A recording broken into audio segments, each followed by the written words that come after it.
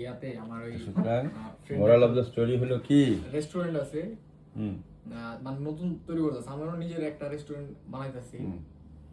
আপনার তাহলে বিড়ালের সাথে কে আসছে?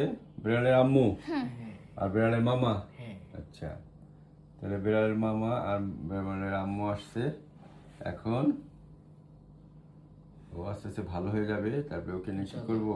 আমরা পার্টি করব। পার্টি করবো।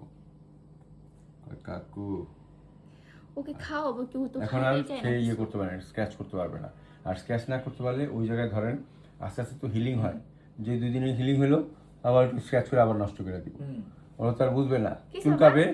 হিলিং হলে কিন্তু চুলকায়, আর চুলকাইলেই তখন কবে যে কাকু চুলকায় কেন? আইসকা আমি বিলাই বিলা আপনার এটা আচ্ছা, কি বায়োডিন কি আপনার কাছে আছে? বায়োডিন যে কোনো জায়গায় পাবেন। ওটা দোকানে দোকানে 50 টাকা দিয়ে একটা ছোট বোতল কিনে নেবেন, আর 10-15 আর ওই যে দিন ওই চলে যাবে। স্যালাইনও কোনটা? ওই যে চোখে দিয়ে, নরসল স্যালাইন। ওটা চোখে দিয়ে মুছে ওইটা দেবো। তুলার মধ্যে একদম টুকটুয়া ভিজা করে এভাবে পাফ করবেন, বুঝছেন? আর নরসলের জায়গায় যদি আপনার এরকম নর্মাল স্যালাইনে 1 লিটার কিনে নেন, কিনে নিয়ে কেটে ওইটা একটা বয়ামের মধ্যে ভরে নর্মাল ফ্রিজে রেখে দেবেন, তাহলে 10-15 দিন ব্যবহার করতে পারবেন, বুঝছেন?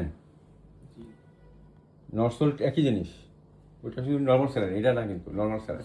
এটার মধ্যে গ্লুকোজ দেওয়া আছে, যে আমি যেটা দিচ্ছি এটার মধ্যে শক্তি